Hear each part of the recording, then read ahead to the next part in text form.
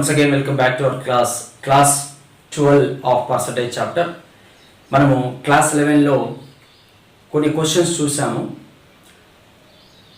Type 1 of income based questions. ఇక్కడ type 2 and type 3 of income based క్వశ్చన్స్ని ఈ క్లాస్లో చూద్దాం. Okay right. దాంట్లో భాగంగా concept is that income based questions type 2 concept వచ్చేసి total income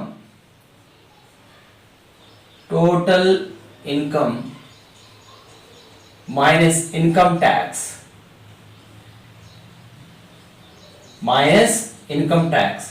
is equal to net income is a formula. Total income నుంచి income tax ను డిడక్ట్ చేస్తే మన చేతికి వచ్చే నెట్ ఇన్కమ్ అంటుంది. దీన్ని ఆదాయం మైనస్ ఆదాయపు పన్ను ఈక్వల్ నికర ఆదాయం. ఇది వచ్చేసి మన కాన్సెప్ట్. ఎలా? ఫర్ ఎగ్జాంపుల్ నా ఆదాయం ఒక 6,000 అనుకుంటా, దాంట్లో పన్ను ఒక 500 రూపాయలు పడింది అనుకున్నాం. అప్పుడు నికర ఆదాయం మన చేతికి వచ్చేది ఎంత? 5,500 రూపాయలు. 5,500 రూపాయలు. ఇప్పుడు మనము ఈ ఫార్ములాని ఈ విధంగా రాసుకోవచ్చు. Total income or net income equal రాద్దాం. Net income equal total income minus income tax minus IT. NI equal TI minus IT. Net income equal total income minus income tax. ఇది మన ఫార్ములా. దీనికి సంబంధించి ఒక చిన్న కాన్సెప్ట్ చూద్దాం. ఇప్పుడు అసలు కాన్సెప్ట్లోకి వస్తుంది. నా టోటల్ ఇన్కమ్ 600 రూపీస్ అనుకుంటున్నాను. Total income 600 rupees. దాంట్లో ఐటీ వచ్చేసి 100 రూపీస్ పడ్డాయి. ఐటీ 100. అప్పుడు నెట్ ఇన్కమ్ ఎంత అవుతుంది? Automatically 500. If total income is 600 and IT on total income is 100, then our net income is 500. ఇప్పుడు సెకండ్ కేసులో కూడా నా టోటల్ ఇన్కమ్ చేంజ్ కాలేదు. That is total income is constant. TI is constant. Total income స్థిరంగా ఉంటుంది. ఇక్కడ కూడా పోయిన నెల 600 నా జీతం టోటల్ ఇన్కమ్, ఈ నెల 600 ఇన్కమ్. అయితే ఏమైంది? Income tax IT income tax ఒక 50 రూపాయలు పెరిగింది. 50 రూపాయలు పెరిగి 150 రూపాయలు అయింది. ఇన్కమ్ ట్యాక్స్ లో పెరుగుదల 50%. Income tax is increased by 50 rupees more. Then మన నెట్ ఇన్కమ్ ఏ విధంగా మారుతుంది? నెట్ ఇన్కమ్ లో కూడా 50 రూపాయలు తగ్గుదల ఉంటుంది.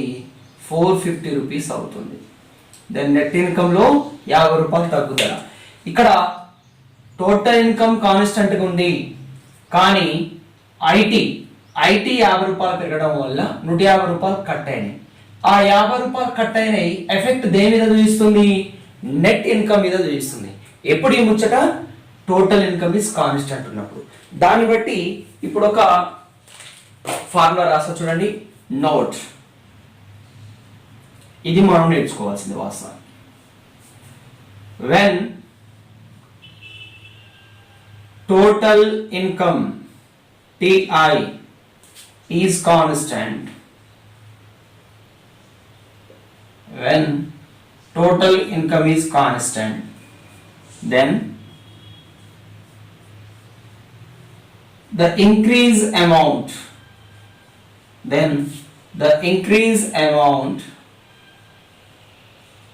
in IT income tax, increase amount in IT is same as the decrease amount the decrease amount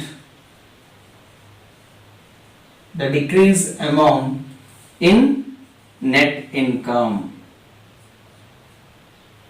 ఈ మాట important. When our total income is constant, the increase amount in IT is same as decrease amount in net income. ఈ మాట important. తెలుగులో ఒకసారి రాయంగా చెప్పే ప్రయత్నం చేస్తా. ఆదాయం స్థిరంగా ఉన్నప్పుడు ఆదాయపు పన్నులో పెరుగుదల రూపాయలు నికర ఆదాయంలో తగ్గుదల రూపాయలకు సమానం. అంటే ఇక్కడ మనం గుర్తుంచుకోవాల్సింది ఐటీ మీద ఎఫెక్ట్ ఎంత ఉందో అంతే ఎఫెక్ట్ నెట్ ఇన్కమ్ మీద ఉంటుంది. అది తెలిస్తే చాలు. ఇప్పుడు చూడండి, ఒక క్వశ్చన్ సాల్వ్ చేసే ప్రయత్నం చేద్దాం ఈ మోడల్లో. లాస్ట్ క్లాస్ 11లో type 1 questions based on income మీద 11 క్వశ్చన్స్ కంప్లీట్ అయినాయి. దానికి continuation 12th question. If the income tax is increased by 19%, the net income is reduced by 1%. The rate of income tax is, income tax percentage ne rate of income tax antam. ఇక్కడ గుర్తుంచుకోవాలి note point 2.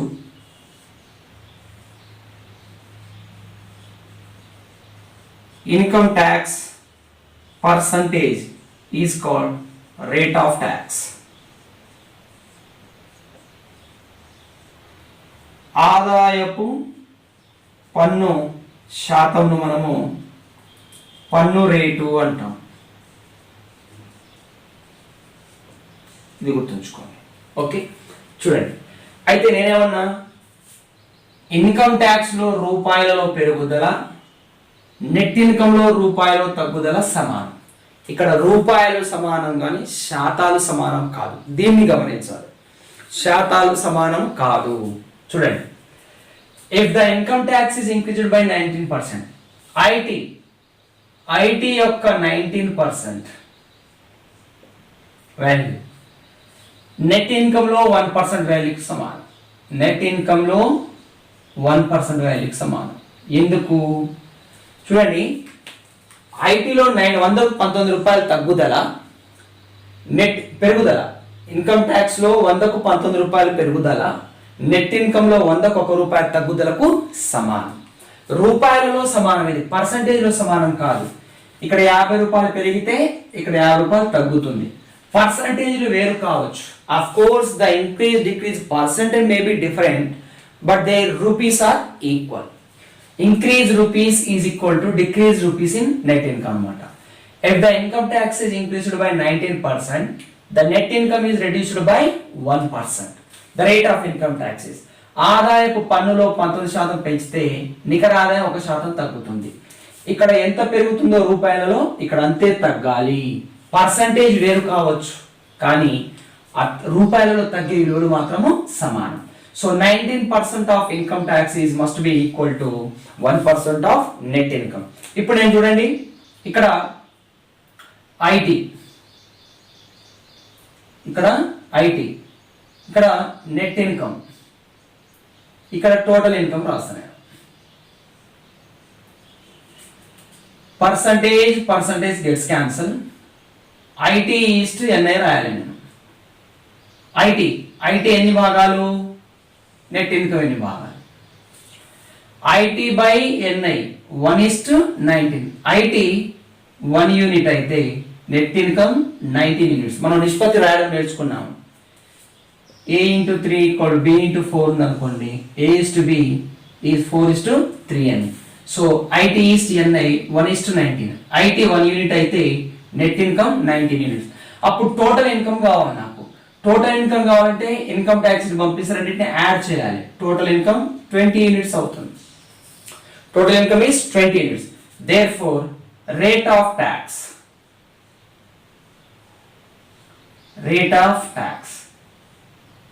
Total income 20 రూపాయల మీద నాకు IT 1 రూపాయి పడుతుంది 1 unit into 1/20. 1/20 యొక్క fraction value ఎంత? 5% is the rate of tax. ఇంత సింపుల్ చేసుకోవచ్చు. దీనికి ఒక షార్ట్ కట్ మెథడ్ ఉంది చూడండి. రేట్ ఆఫ్ ట్యాక్స్ అడిగినప్పుడు, ఎప్పుడు ఇది రేట్ ఆఫ్ ఇన్కమ్ ట్యాక్స్ అడిగినప్పుడు చూడండి, నెట్ ఇన్కమ్ ఐటీ 19% పెరుగుతుంది, ప్లస్ నెట్ ఇన్కమ్ 1% తగ్గుతుంది, 19 + 1 20 ఓవర్ ఇక్కడ దీన్ని చూస్తే ఐటీ ఎంత పర్సెంట్ వస్తుంది, 1%. అంటే ఇక్కడ టోటల్ ఇన్కమ్ రాస్తున్నాం. టోటల్ ఇన్కమ్ రావాలంటే ఐటీ ప్లస్ నెట్ ఇన్కమ్ రేషియోలు ఇలా మారుతుంది చూడండి. ఐటీ 1 అయితే నెట్ ఇన్కమ్ 19. యాక్చువల్లీ ఐటీ 19% పెరిగింది, నెట్ ఇన్కమ్ 1% తగ్గింది, కానీ రేషియోలు వచ్చినప్పుడు వాల్యూస్ చేంజ్ అవుతాయి. సో 1 + 19 డినామినేటర్లో తీసుకుంటాం. 20 టోటల్ ఇన్కమ్, టోటల్ ఇన్కమ్ మీద 1 యూనిట్ ఐటీ కాబట్టి 1/20, దట్ ఈస్ 5%. ఓకే, ఇది షార్ట్ కట్ ట్రిక్. ఇది కూడా షార్ట్ టైం, కొంచెం కాన్సెప్ట్ లెవెల్ అండర్స్టాండింగ్ ఉంటుంది, కన్ఫ్యూజ్ లేకుండా. ఇది షార్ట్ కట్ అనమాట. Next question, 13th question. If the income tax is increased by 22%, IT is increased by 22%, then is equal to the net income is reduced by 3%.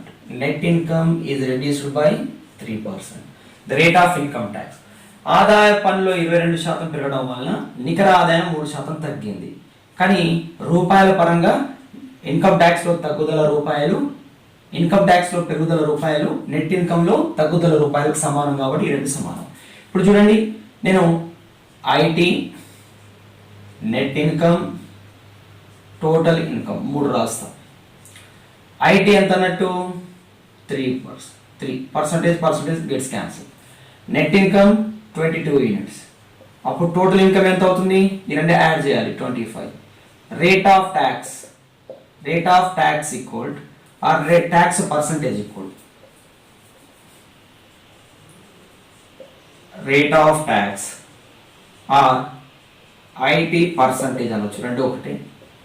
మొత్తం ఆదాయం 25 యూనిట్ల మీద 3 యూనిట్లు tax పడుతుంది. 1/25 అంటే 4%, 3 × 4%, that is 12%. So answer is 12%.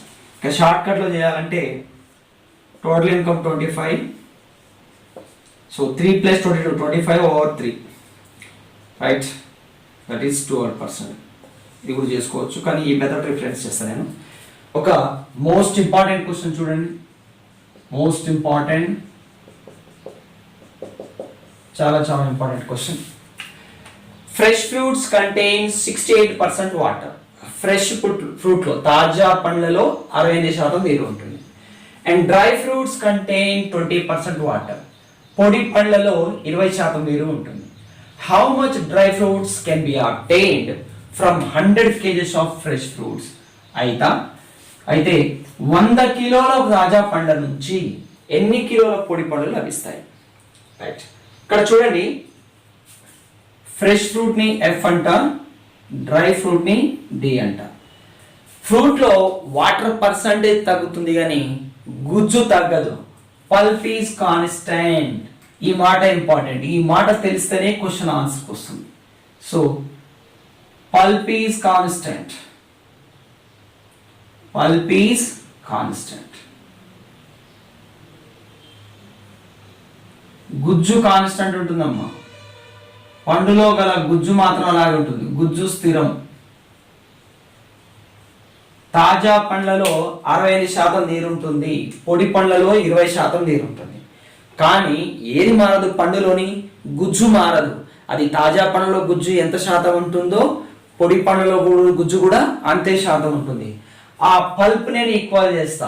చూడండి, fresh fruit లో 68% water ఉంటుంది, తాజా పండ్లలో 68% నీరు ఉంటే మిగిలిన 32% గుజ్జు. తాజా పండ్లలో గుజ్జు, పొడి పండ్లలో గుజ్జులు సమానం ఉంటాయి, గుజ్జు మారదు. ఎంతసేపు వాటర్ తగ్గుతుంది, వాటర్ పర్సంటేజ్ తగ్గుతుంది. అలాగే డ్రై ఫ్రూట్ లో 20% నీరు ఉంటుంది, అంటే మిగిలిన 80% ఏంటిది, అది గుజ్జు. సో పొడి పండ్లు కానీ తాజా పండు కానీ వాటిలో ఉండే గుజ్జు మారదు. పండు తాజా పండు ఉన్నప్పుడు, పొడిగా ఉన్నప్పుడు దానిలో గుజ్జు శాతం మారదు. ఎస్, ఇది కాన్సెప్ట్. దీన్ని ఈక్వల్ చేస్తే పర్సంటేజ్ గెట్స్ క్యాన్సల్. 8 × 4 = 32, 8 పాదుల ఆర్ 2 × 2 = 2 × 5. ఇక్కడ చూడండి, ఎఫ్ 2F ఈక్వల్ 5D వస్తుంది. అదే F ఇంటూ 2/5 ఈక్వల్ D వస్తుంది. ఈ 5 పంపించాం, డినామినేటర్ అయిపోయింది. అయితే ఎన్ని ఫ్రెష్ ఫ్రూట్లు ఎన్ని కిలోలు ఉన్నాయి? 100 కిలోలు ఉన్నాయి. 100 kgs ఇంటూ 2/5 ఎన్ని డ్రై ఫ్రూట్స్ వస్తాయి చూద్దాం. ఎన్ని కిలోలు వస్తాయి? 5 20ల 20 రోజుల 40 కిలోల డ్రై ఫ్రూట్స్ తయారవుతాయి. 100 కిలోల తాజా పండ్ల నుంచి ఎన్ని కిలోల డ్రై ఫ్రూట్స్ తీయచ్చు మనం? 40 కిలోల డ్రై ఫ్రూట్స్ తీయచ్చు. సో మోస్ట్ ఇంపార్టెంట్ క్వశ్చన్ ఇది. ఇక్కడ వాటర్ పర్సంటేజ్ వేరువేరుగా ఉండొచ్చు, కానీ గుజ్జు మాత్రం అదే విధంగా ఉంటుంది. ఒక పండు తాజాగా ఉన్నప్పుడు, అది పొడి పండుగా మారినప్పుడు దాంట్లో ఉండే pulp is constant. So that fresh ఫ్రూట్లో 32% పల్ప్ ఉంటే అదే ఫ్రూట్ డ్రై అయినప్పుడు దాంట్లో 80% పల్ప్ ఉంటుంది. Both are equal. దాని నుంచి D ఈక్వల్ F ఇంటూ 2/5 వచ్చింది. కానీ ఫ్రెష్ ఫ్రూట్స్ 100 kg ఉన్నప్పుడు డ్రై ఫ్రూట్స్ ఎన్ని వస్తాయి? 40 kgs వస్తాయి. Next income based questions type 3 చూద్దాం. టైప్ 3లో 3 మోడల్స్ ఆఫ్ క్వశ్చన్స్ ఫామ్ అయ్యే అవకాశాలు ఉన్నాయి. ఆ 3 మోడల్స్ ని డిస్కస్ చేద్దాం ఒకసారి. Model 1 direct based on income equal expenditure plus savings. ఇది మారితే ఇదే విధంగా మారుతుంది, లేదా సేవింగ్స్ ఇన్కమ్ ఎక్స్పెండిచర్ మారితే ఇదే విధంగా మారుతుంది అనే క్వశ్చన్స్ ఇస్తాడు. ఇవన్నీ నార్మల్ క్వశ్చన్స్ అవన్నీ. మోడల్ 2 చూద్దాం. నీ ఇన్కమ్ ఎంతో కొంత 100 యూనిట్స్ అనుకుందాము. దాంట్లో 10% చిల్డ్రన్స్ ఎడ్యుకేషన్ మీద ఖర్చు చేశాను. తర్వాత ఇంకొక 20% హౌస్ హోల్డ్ గుడ్స్ మీద, ఇంటి కిరాణా సరుకుల మీద అనుకుందాము. అండ్ 30% తీసుకున్నాం. 30% ట్రాన్స్పోర్ట్ అండ్ ఎంటర్టైన్మెంట్ అనుకుందాం. ఇలా ఖర్చు చేస్తాను. అప్పుడు ఇవన్నిటిని ఒక పర్సంటేజ్లోకి మార్చాలి. ఎలా చేస్తాం ఈ మోడల్లో? 100% నుంచి ఇవన్నీ ఒకేసారి తీసేస్తాం. 30 20 50 60 60% తీసేస్తే రిమైనింగ్ 40% అతని యొక్క సేవింగ్స్ కింద వస్తుంది. ఇది ఇన్కమ్, ఇది ఎక్స్పెండిచర్, ఇది సేవింగ్. ఈ విధంగా ఇవి కూడా ఈజీ మోడల్ అనమాట.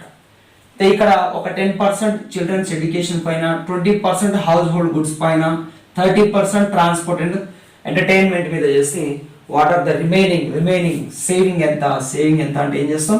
100 నుంచి ఈ పర్సంటేజ్ అన్నిటిని ఒకేసారి యాడ్ చేసి సబ్ట్రాక్ట్ చేస్తాం. Third model is important. ఇక్కడ ఈ మోడల్లో లాంగ్వేజ్ ఏ విధంగా ఉంటుంది చూద్దాం. నీ టోటల్ ఇన్కమ్ 100%. ఈ 100% నుంచి 10% ఆన్ చిల్డ్రన్స్ ఎడ్యుకేషన్ ఖర్చు చేస్తాడు. మిగిలిన దాంట్లో ఈ వర్డ్ ఇంపార్టెంట్. రిమైనింగ్లో 20% హౌస్ రెంట్ అని, అది పోను రిమైనింగ్లో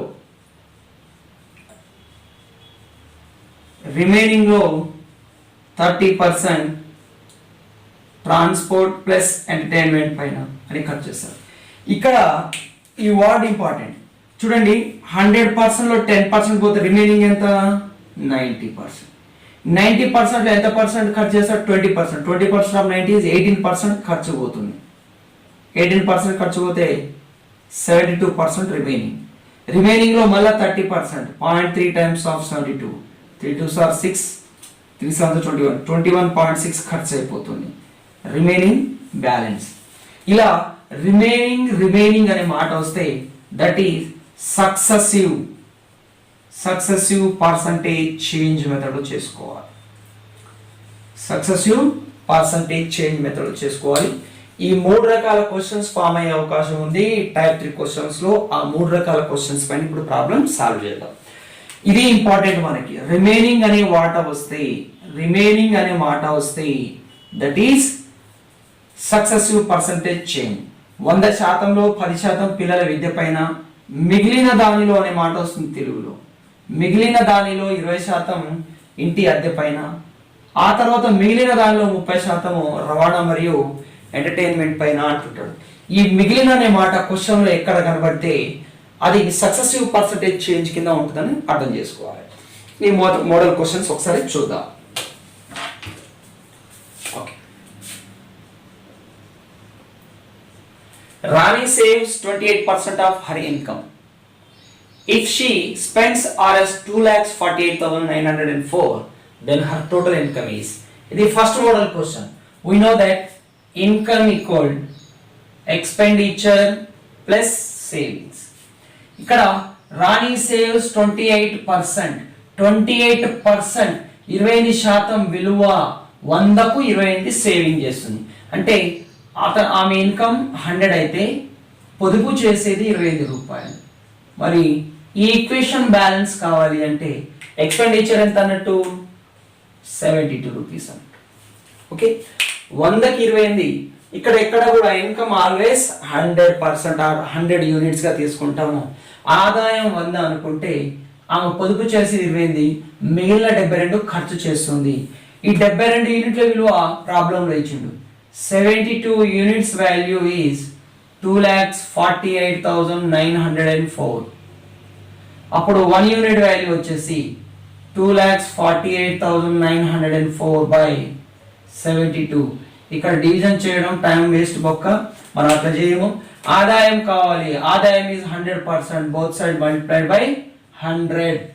ఎస్, ఇప్పుడు చూడండి ఇక్కడ యూనిట్ డిజిట్ ఎంత 2, ఇక్కడ యూనిట్ డిజిట్ ఎంత 4. 4ని 2తో డివైడ్ చేయాలంటే ఆన్సర్ యొక్క యూనిట్ డిజిట్ ఏమవుతుంది? ఆన్సర్ యొక్క యూనిట్ డిజిట్ ఏమవుతుంది చూడండి. 2ని 2 చేత గుణించిన 4 వస్తుంది, లేదా 2ని 7 చేత గుణించిన 4 వస్తుంది. అంటే ఇక్కడ 2 సున్నాలు పోను, 2 సున్నాలు పోను. ఖచ్చితంగా 2 zeros అయితే ఆన్సర్లో ఉంటాయి, 3 zeros ఉంది కాదు, 1 0 ఉంది ఆన్సర్ కాదు. 2 సున్నాలు ఖచ్చితంగా ఆన్సర్లో ఉండాల్సింది, రెండింటిలో ఆన్సర్ ఉంది. అయితే నెక్స్ట్ 1 10 2 సున్నాలు ఒక 100వ స్థానాన్ని చెక్ చేస్తానండి. ఇక్కడ 7 ఉంది, ఇక్కడ 8 ఉంది. 100వ స్థానం 2 కానీ 7 కానీ వచ్చే అవకాశం ఉంది. 4 2 చూస్తే కానీ 8 వచ్చే అవకాశం లేదు. So answer is 3,45,700 is his income, her income. Okay, Rani income ఎంత అండి? 3,45,700.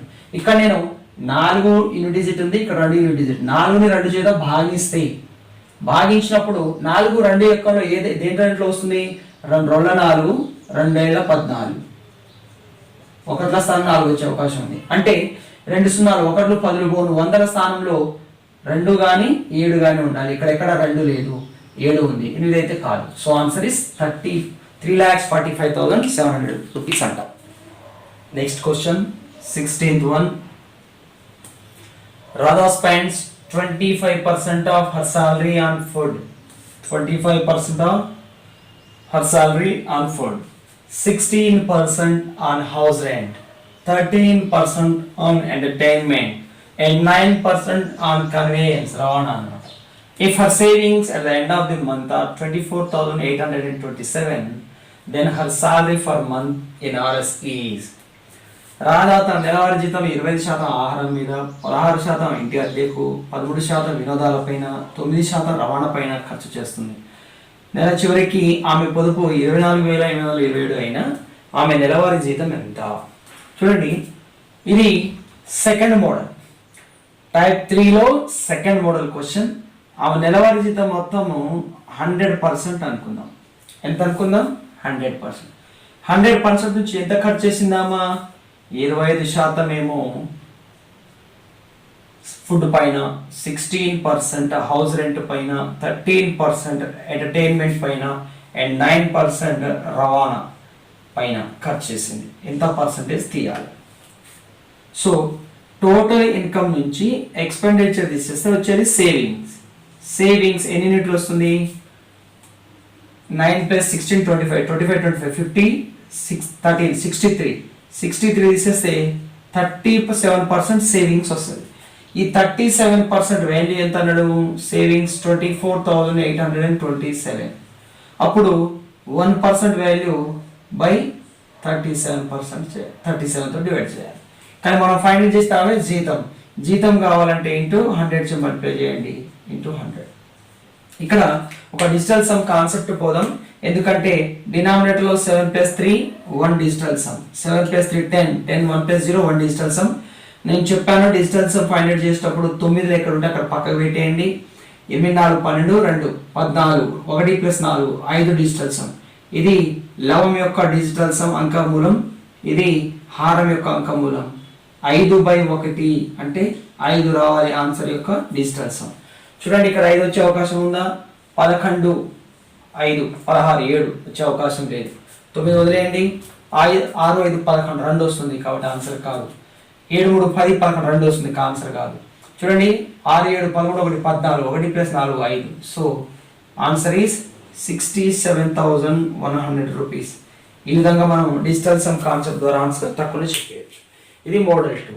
నెక్స్ట్ మోడల్ 3కి ఒక ప్రాబ్లం చెప్తున్నా చూడండి.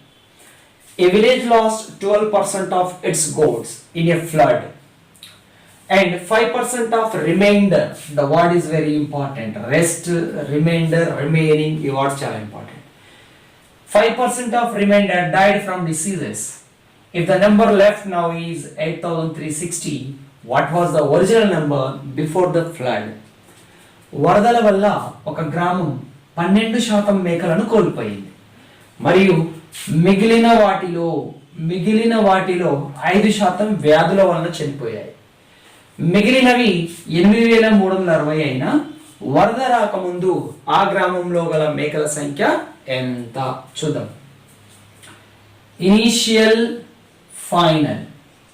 Value, final value. ఇది రిమైండర్ మిగిలినవి అనే మాట వచ్చింది కాబట్టి సక్సెసివ్ పర్సంటేజ్ చేంజ్ మెథడ్ లో చేస్తాం. SPC సక్సెసివ్ పర్సంటేజ్ చేంజ్ ద్వారా చేస్తాం. ఇక్కడ యాక్షన్ 2 టైమ్స్ జరుగుతుంది. అయితే 12% అన్నాం. 12% యొక్క ఫ్రాక్షన్ వాల్యూ 3 × 4% రాయొచ్చు. 4% ఈజ్ 1/25, కానీ 4% కి ఇది 3 టైమ్స్ కాబట్టి 3/25. ఇనీషియల్ గా ముందు వరద రాక ముందు 25 యూనిట్లు ఉండే, దాంట్లో 3 యూనిట్ల మేకలు చనిపోయి మిగిలినవి 22. ఇక్కడ రాసేది మిగిలినవి, అవి చనిపోగా మిగిలినవి. 25 యూనిట్ల మేకలలో 3 యూనిట్ల మేకలు చనిపోగా ఇంకా మిగిలినవి 22. ఇది ఇంపార్టెంట్. ఇక్కడ మిగిలింది రాయాలి, రిమైనింగ్ రాస్తూ పోవాలి. నెక్స్ట్ ఆ తర్వాత మిగిలిన దాంట్లో 5% యొక్క ఫ్రాక్షన్ వాల్యూ 1/20. 20 మేకలు ఉంటే దాంట్లో ఒక మేక వ్యాధుల వల్ల చనిపోతుంది, మిగిలినవి 19. ఈ 2 సార్లు. ఇక్కడ సక్సెసివ్ పర్సంటేజ్ చేంజ్ లో యాక్షన్ 2 టైమ్స్, ఒకసారి 12%, ఒకసారి 5%. తర్వాత రిమైనింగ్ చూడండి. 25 2s are 500. ఇవి ఇక్కడ 22 అంటే 11 × 2 రాయొచ్చు. 2 × 11 × 19. 19 11 యూనిట్ మల్టిప్లికేషన్ చేసాం మనము. 19 + 120, 1 9s are 9, 209. 209 డబుల్ చేయండి 480. Okay, multiplication by 11 to 19, 19 to 11 చెప్పాను మీకు ఆల్రెడీ. రైట్, ఇక్కడ ఇనిషియల్ గా ఇంత ఉండే, ఫ్లడ్ రాకముందు ఇన్ని యూనిట్ల మేకలు ఉంటాయి. ఫ్లడ్ ఆ తర్వాత డిసీజ్ చనిపోయిన తర్వాత 418 మిగిలినవి. ఇవి మిగిలినవి ఎంత ప్రాబ్లం ప్రకారం 8360 అన్నాడు. చూడండి 418 డబుల్ చేస్తే 836 వస్తుంది, అంటే ఒక యూనిట్ 20 వస్తుంది. అప్పుడు మనం వరద రాకముందు find the number of గోడ్స్ before the flood. 500 units ఉంటే 500 × 20, 2 5s are 10, 10,000, 10K. 10,000 గొర్రెలు ఉన్నాయి, 10,000 మేకలు ఉన్నాయి. ఓకే, ఈ విధంగా ఇది మెథడ్ 3 అండి, సక్సెసివ్ పర్సంటేజ్ చేంజ్. ఇది మెథడ్ 2 ఒకేసారి అన్ని పర్సంటేజ్ 100 నుంచి సబ్ట్రాక్ట్ చేసి మిగిలిన సేవింగ్ రాయడం. మెథడ్ 1 ఇన్కమ్ ఎక్స్పెండిచర్ సేవింగ్స్ మీద డిపెండ్ అయ్యేది. ఓకే, ఇంకొన్ని క్వశ్చన్స్ చూద్దాం. Next question 8th one, important third model question. ఇది కూడా in a library 20% of the books are in Hindi, 50% of remaining are in English, and 30% of the remaining are in French, and rest 6,300 books are in regional languages. Then find the number of books in library. లైబ్రరీలో 20% పుస్తకాలు హిందీలో ఉన్నాయి. మిగిలిన వాటిలో ఈ పదం important, remaining అనే పదం ఇంపార్టెంట్. 50% ఆంగ్లంలో ఉన్నాయి, మళ్ళీ మిగిలిన వాటిలో 30% ఫ్రెంచ్లో ఉన్నాయి. మిగిలిన 6300 పుస్తకాలు ప్రాంతీయ భాషలో ఉన్నాయి. అయినా మొత్తం లైబ్రరీలో ఉన్న పుస్తకాలు ఎన్ని చూడండి. 20% యొక్క ఫ్రాక్షన్ వాల్యూ 1/5. ఇక్కడ లైబ్రరీలో ఉన్న initial books to final books కి రేషియో ఫైండ్ అవుట్ చేద్దాం. Initial books to final books అంటే లైబ్రరీలో 5 బుక్స్ ఉంటే టోటల్ 5 బుక్స్ ఉంటే 5 బుక్స్ లో ఒక బుక్ హిందీలో ఉంటుంది. ఒక బుక్ హిందీలో ఉంటే మిగిలినవి వేరే భాషల్లో ఉన్నాయి. మనకు కావాల్సింది మిగిలినవి ఓకే, రిమైనింగ్ బుక్స్ అన్నమాట. ఓకే, ఇక్కడ out of 5 books 1 book in Hindi, remaining 4 books are in other languages. 5లో మొత్తం లైబ్రరీలో 5 యూనిట్ల పుస్తకాలు ఉంటే 1 యూనిట్ పుస్తకాలు హిందీలో ఉన్నాయి. కానీ మనకు హిందీలో ఉన్నాయి కాదు కావాల్సింది మిగిలినవి ఎన్ని ఉన్నాయి, మిగిలినవి రావాలి. ఓకే, 5 में से 1 बुक हिंदी में है तो 4 बुक्स अदर लैंग्वेजेस में है. 5 పుస్తకాలలో 1 బుక్ హిందీలో ఉంటే మిగిలిన 4 పుస్తకాలు వేరే భాషలో ఉన్నాయి. మిగిలినవి ఎన్నో కావాలి, హిందీది పక్కగా పెడితే మిగిలినవి కావాలి. ఎందుకు, ఇక్కడ మిగిలిన పుస్తకాలు 6300 ఇచ్చాడు కాబట్టి. And next 50%. What is the fraction value of 50%? That is half.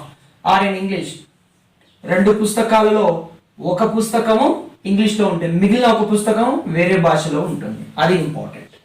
And remaining 30% fraction value 3/10. మిగిలిన వాటిలో 10 బుక్స్ ఫ్రెంచ్లో ఉంటాయి. మిగిలిన వాటిలో 10 బుక్స్ ఉంటే ఆ 10 బుక్స్లో 3 బుక్స్ ఫ్రెంచ్లో ఉన్నాయి.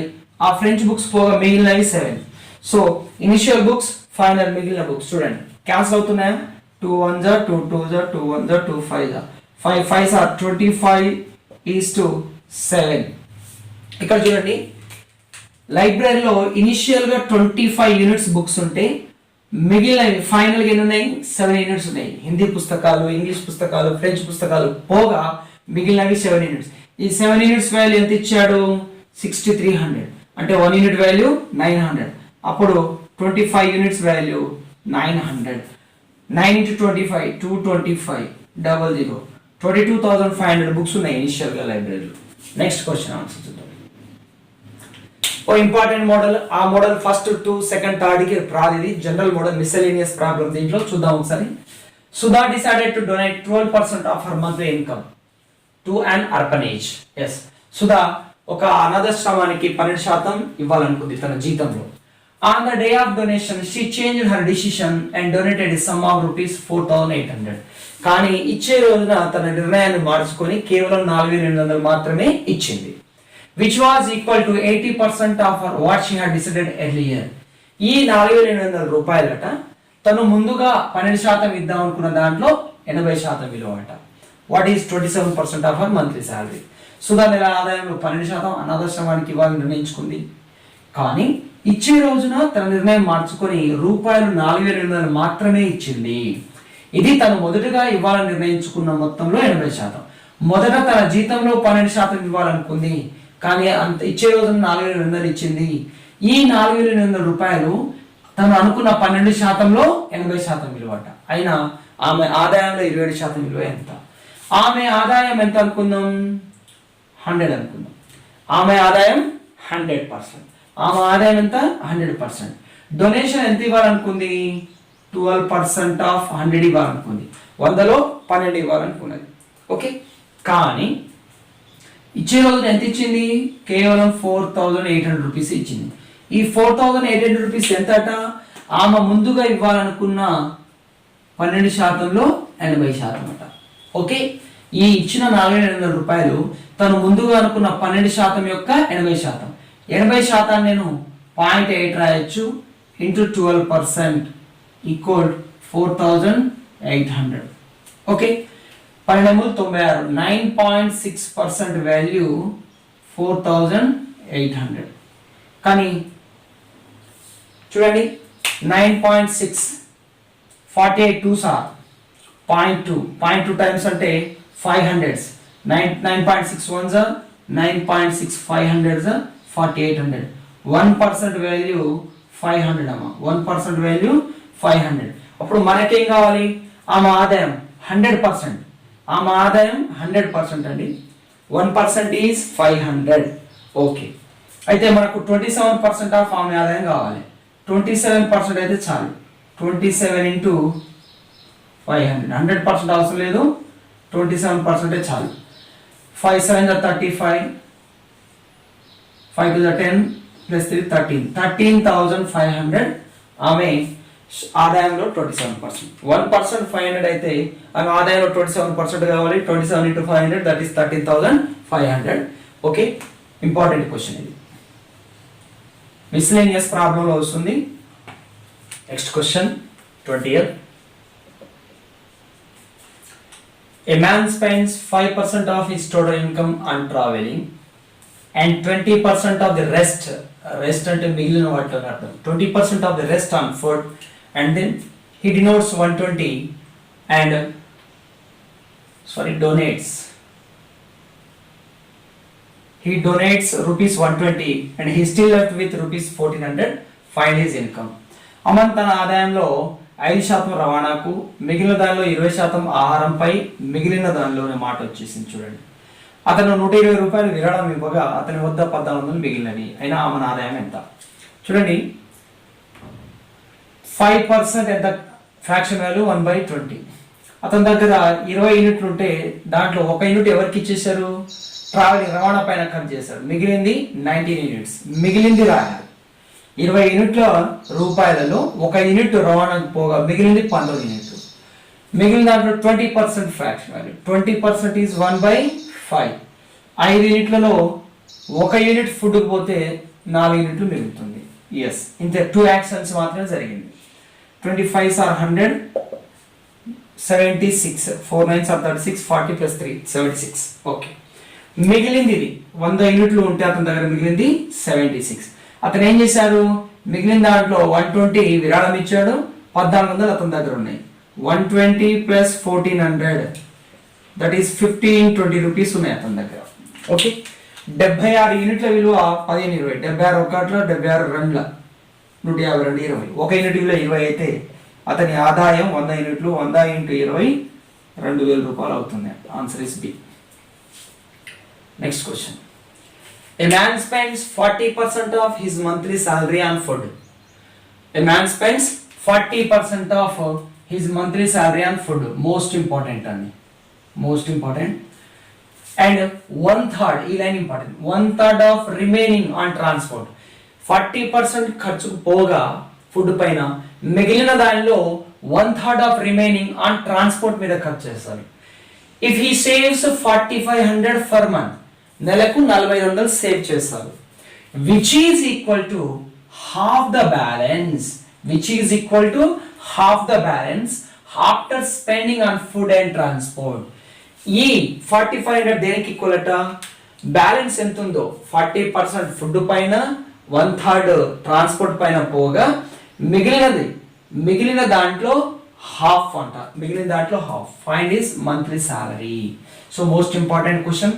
ఒక వ్యక్తి తన నెల ఆదాయంలో 40% ఆహారం మీద, మిగిలిన ఆదాయంలో 1/3 వంతు రవాణా మీద ఖర్చు చేస్తాడు. అతను నెలకు 4500 పొదుపు చేస్తాడు. అతని పొదుపు ఆహారం మరియు రవాణా ఖర్చులు పోగా మిగిలిన డబ్బులో సగమైనా అతని నెల ఆదాయం ఎంత? చూడండి, 40% ఫ్రాక్షన్ వాల్యూ 2/5 అంటే అతని దగ్గర ముందుగా 5 యూనిట్ల రూపాయలు అంటే దాంట్లో 2 యూనిట్స్ ఫుడ్ పైన ఖర్చు చేయంగా మిగిలింది 3 యూనిట్స్. 2 యూనిట్స్ పోయింది, మిగిలిందంతా 3 యూనిట్స్. ఇప్పుడు ఈ 3 యూనిట్స్ లో ఏం చేస్తున్నాడు? మళ్ళీ మిగిలిందంతా 3 యూనిట్స్. ఈ 3 యూనిట్స్ లో రిమైనింగ్ 3 యూనిట్స్ ఉంది. ఈ రిమైనింగ్ 3 యూనిట్స్ లో 1/3 of the remaining, 1/3 of the remaining, 1/3 వంతు మిగిలింది ఇంత 5 యూనిట్ల రూపాయలలో 2 యూనిట్లు ఫుడ్ ఆహారాన్ని ఖర్చు చేయగా మిగిలింది 3 యూనిట్లు. ఈ మిగిలిన 3 యూనిట్లలో 1/3 వంతు రవాణా మీద, 3 కట్ అయితే 1 యూనిట్ రవాణా మీద ఖర్చు చేస్తున్నాడు. అంటే మిగిలిన 3 యూనిట్లు 1 యూనిట్ రవాణా మీద పోగా మిగిలింది 2 యూనిట్లు. రైట్, ఇది 2 యాక్షన్స్ మాత్రమే జరిగింది. రైట్ 3 కట్ 5:2 అంటే ఇనిషియల్ వాల్యూ ఫైనల్ వాల్యూ మిగిలింది. ఇనిషియల్గా అతని దగ్గర 5 యూనిట్లు ఉంటే ప్రజెంట్ బ్యాలెన్స్, ఇతని ఇన్కమ్ 5 యూనిట్లు, అతని ఆదాయం 5 యూనిట్లు అయితే బ్యాలెన్స్ ఎన్ని యూనిట్లు ఉంది? అతని దగ్గర బ్యాలెన్స్ మిగిలిన బ్యాలెన్స్ 2 యూనిట్స్. అయితే క్వశ్చన్ ఏమన్నాడు? Which is equal to half the balance. Balance 2 units అమ్మ, బ్యాలెన్స్ 2 యూనిట్స్, దాంట్లో హాఫ్, మిగిలిన దానిలో సగం, మిగిలింది 2 యూనిట్లు, దాంట్లో సగం అంటే హాఫ్. ఈ విలువ దేనికి సమానం అంట? అతను ఎంతైతే సేవింగ్ చేస్తున్నాడో ఆ విలువకు సమానం. ఇక్కడ బ్యాలెన్స్ 4500 కాదమ్మా, అవి పోగా ఆ 4500 మిగిలిస్తాడు. కానీ ఈ 4500 దేనికి సమానం? ఆహారం రవాణా ఖర్చులు పోగా మిగిలిన డబ్బులో సగం. ఓకేనా? మిగిలిన బ్యాలెన్స్ ఇది, దానిలో సగం అంటే 1 యూనిట్ వాల్యూ 4500. మనకు కావాల్సింది 5 units value. 5 units value is 0.05 sir 25, 5 4 20 plus 2 22,500 అతని సాలరీ అవుతుంది. చాలా ఇంపార్టెంట్. ఇక్కడ ఏమన్నాడంటే అతను ఆహారం మీద ఎంత శాతం మరియు మిగిలిన దాంట్లో 1/3 రవాణా మీద ఖర్చు చేస్తాడు, 4,500 మిగిలిస్తాడు, పొదుపు చేస్తాడు. ఈ పొదుపు దేనికి సమానం?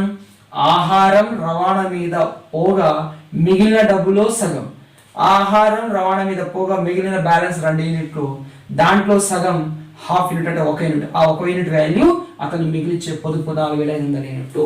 అప్పుడు అతని ఆదాయం 5 యూనిట్లు, 5 యూనిట్ల వాల్యూ 22,500. ఓకే, దీంతో క్లాస్ 12 కంప్లీట్ అయింది. నెక్స్ట్ క్లాస్లో వీటి continuation questions, different method of అప్రోచెస్లో పోతాం. క్లాస్ 13లో మళ్ళీ